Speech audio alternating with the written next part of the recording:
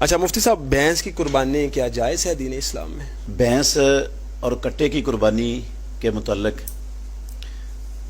رسول اللہ صلی اللہ علیہ وسلم کے زمانے میں، جی صحابہ کے زمانے میں جی جی کوئی اختلاف نہیں تھا، کسی قسم کا کوئی مسئلہ ہی نہیں تھا، حتیٰ کہ امام احمد بن حنبل رحمۃ اللہ علیہ کے دور میں آ کر یہ مسئلہ پیدا ہوا دنیا میں، جی جی بھینس کی قربانی کے مسئلہ۔ تو اختلاف ہے اس میں اہل علم کا۔ میں دیانتداری سے جی اور انصاف سے جی جس بات کو حق سمجھتا ہوں میں وہ بتا رہا ہوں کہ انشاءاللہ الرحمن بھینس کی قربانی جائز ہے۔ میں چند موٹے موٹے اس کے آپ کو دلائل دیتا ہوں، جی جی بالکل۔ اور جو ہمارے جید علماء کرام اس کے ناجائز ہونے کا فتویٰ دیتے ہیں جی جی ان کے بھی میں دلائل کی انشاءاللہ تھوڑی سی وضاحت کروں جی گا۔ بالکل۔ سب سے پہلی دلیل تو یہ ہے سورہ حج کی 34 نمبر آیت میں اللہ رب العالمین نے فرمایا وَلِكُلِّ أُمَّةٍ جَعَلْنَا مَنْسَكًا لِيَذْكُرُوا اسْمَ اللَّهِ عَلَى مَا رَزَقَهُم مِّن بَهِيمَةِ الْأَنْعَامِ، ہم نے ہر امت کے لیے قربانی مقرر کی تاکہ وہ پالتو چوپائے قسم کے جانوروں پر اللہ کا نام ذکر کریں۔ جی یہ آدم علیہ السلام سے لے کر محمد رسول اللہ صلی اللہ علیہ وسلم تک ہر امت میں چلتی آ رہی ہے قربانی، اور پالتو چوپائے قسم کے جانوروں کی قربانی ہے۔ اور پالتو چوپائے قسم کے جانوروں میں بھینس اور کٹا آتا ہے کہ نہیں آتا؟ آتا ہے آتا ہے۔ آتا ہے تو یہ اس آیت کے اندر داخل ہے۔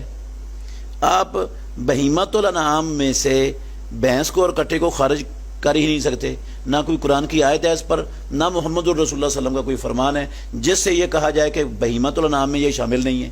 اچھا مفتی صاحب، کیا اس میں یہ بھی جواز ہے؟ مطلب وہ کہتے ہیں کہ شاید اس وقت وہ جانور نہیں موجود تھے، اس وجہ سے وہ… یہ میں وضاحت کر دیتا جی ہوں۔ جی بالکل۔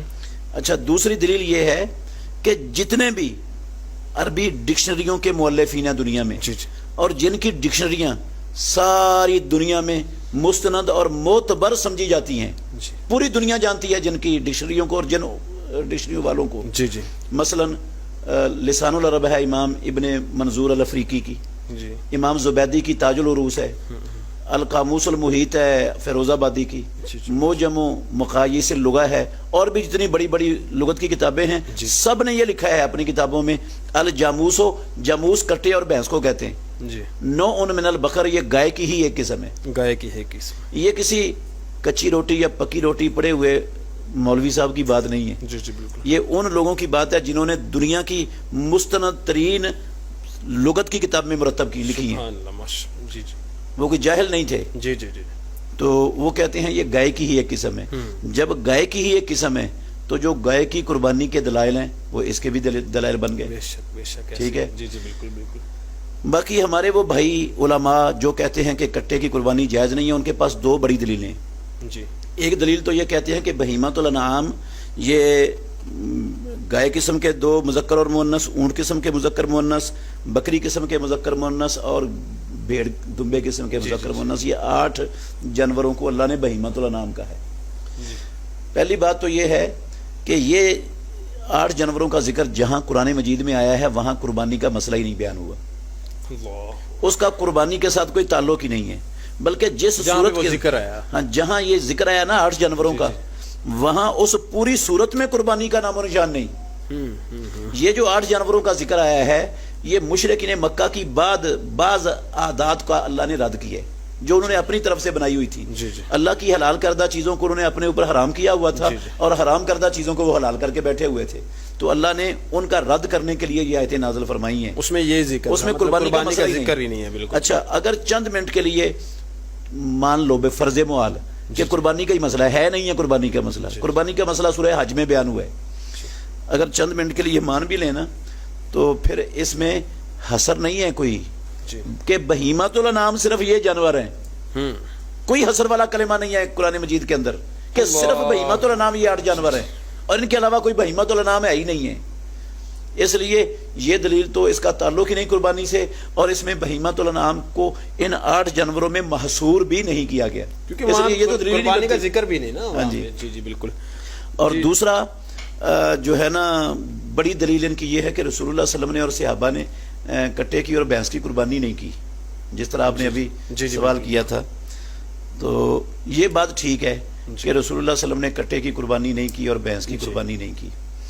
ہم یہ ان علماء سے مؤدبانہ پوچھتے ہیں کیا رسول اللہ صلی اللہ علیہ وسلم نے کٹے کا گوشت زندگی میں کھایا ہے؟ کیا رسول اللہ صلی اللہ علیہ وسلم نے بھینس کا دودھ دنیا میں کبھی زندگی میں پیا ہے؟ نہیں. اگر کٹے کا گوشت نہیں کھایا تو ہمارے یہ سب لوگ کیوں جواز کا فتویٰ دیتے ہیں, کیوں کھاتے ہیں؟ پھر بھینس کیوں کا حلال ہے؟ دودھ پھر کیوں حلال بھینس کا ہے؟ دودھ کیوں پیتے ہیں؟ جی, نبی صلی اللہ علیہ وسلم نے نہیں پیا. آپ صلی اللہ علیہ وسلم نے نہیں پیا. اچھا, اگر نبی صلی اللہ علیہ وسلم کے قربانی نہ کرنے سے قربانی ناجائز ہو گئی کٹے کی, جی جی تو نبی صلی اللہ علیہ وسلم کے کٹے کا گوشت نہ کھانے سے گوشت حلال کیسے ہو گیا؟ بالکل. وہ بھینس کا دودھ نہ پینے کے باوجود دودھ کیسے حلال ہو گیا بھینس کا؟ وہ تو پی رہے ہیں رات دن صبح وہ شام سارا پی کچھ ہو رہا ہیں. ہے. جی. اچھا, پھر یہ جو ہمارے بھائی ہیں علماء کرام جی جو کہتے ہیں کہ نبی صلی اللہ علیہ وسلم نے کٹے کی قربانی نہیں کی, ٹھیک ہے, ہم کہتے ہیں نہیں کی, لیکن کیوں نہیں کی؟ اور یہ بھی سوال پیدا ہوتا ہے آپ نے بھینس کا دودھ کیوں نہیں پیا, جی جی کٹے کا گوشت کیوں نہیں کھایا؟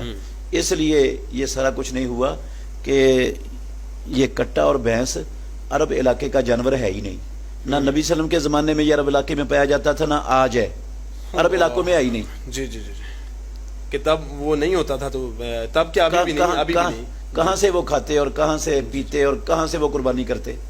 بلکہ میں جب پڑھتا تھا نا مدینہ یونیورسٹی میں, جی تو میرے ساتھ ایک کویت کا بھائی تھا, خالد الصفار اس کا نام تھا. جی ماشاءاللہ شادی شدہ تھا, کافی بڑی عمر کا تھا, جی پڑھنے کے لیے آیا ہوا تھا مدینہ یونیورسٹی میں. 2 بچے بھی تھے اس کے, تو کلاس فیلو تھا, میرا دوستی تھی. جی. ایک دن ہم بیٹھے نا باتیں کر رہے تھے, تو بھینس کا ذکر آ گیا. کہنے لگا میں نے بھینس آج تک دیکھی نہیں. اچھا اچھا.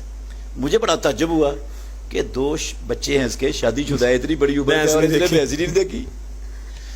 تو میں نے کہا آپ مذاق کر رہے ہو؟ کہتا اللہ کی قسم نہیں دیکھی. اس نے پکا کر دیا, مطلب ظاہری بات ہے اس نے دیکھی ہوتی تو وہ کہتا نا. تو میں نے کہا کیوں نہیں دیکھی آپ نے؟ کہتا کویت میں بھینس ہوتی ہے چڑیا گھر میں, تو میں کبھی چڑیا گھر میں گیا ہی نہیں, تو کیسے دیکھ لیتا؟ اب آپ غور کریں, جی جی جی. جس علاقے میں چڑیا گھر کا جانور ہے وہاں قربانی کرنے کے لیے یا دودھ پینے کے لیے گوشت کھانے کے لیے ملے گا؟ نہیں نہیں بالکل نہیں, ظاہری بات ہے وہ تو ایک. اچھا, پھر غور کرنے والی بات ہے, نبی صلی اللہ علیہ وسلم نے کٹے کی قربانی نہیں کی, کیا نبی صلی اللہ علیہ وسلم نے یو کی ہے؟ یہ جو گلگت اور بلتستان کی بھینس ہے, گائے ہے, جی جی جی, وہ چھوٹی سی گائے ہوتی ہے, بکری سے بھی چھوٹی ہوتی ہے, یہ اس کی ہے نبی صلی اللہ علیہ وسلم نے. تو یہ وہ کرتے ہیں, یہ سارے جواز کا فتویٰ دیتے ہیں کہ وہ گائے کی قسم ہے. اللہ کے نبی نے تو نہیں اس کی. اچھا, پھر ٹیڑی بکرے کی ہے نبی صلی اللہ علیہ وسلم نے قربانی؟ نہیں جی نہیں, ٹیڑی بکرے کی بھی نہیں کی. نبی صلی اللہ علیہ وسلم نے ٹیڑی بکرے کی نہیں کی. یہاں سب کہتے ہیں جائز ہے ٹیڑی بکرے کی. حق تو یہ تھا نا کہ اگر وہ نبی صلی اللہ علیہ وسلم کے نہ کرنے کی وجہ سے اس کے ناجائز ہونے کی دلیل بناتے ہیں, تو پھر دودھ اور گوشت کے بھی ناجائز ہونے کی دلیل بنائیں, اور پھر ان تمام جانوروں کے ناجائز ہونے کی دلیل بنائیں جن کی قربانی نبی صلی اللہ علیہ وسلم کے زمانے میں نہیں ہوئی, نہیں کی نبی صلی اللہ علیہ وسلم نے. ہاں جی.